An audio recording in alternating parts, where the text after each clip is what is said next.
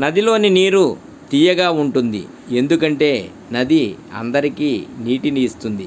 సముద్రంలోని నీరు ఉప్పగా ఉంటుంది, ఎందుకంటే సముద్రము నీటిని తీసుకుంటుంది.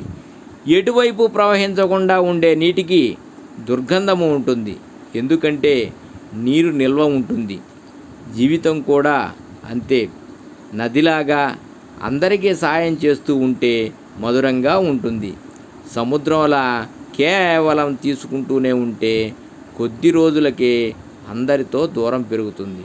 అలాగే నిల్వ నీరులా అసలు ఎవరికీ ఏది ఇవ్వకుండా ఉంటే జీవితం నిరర్థకంగా మారిపోతుంది.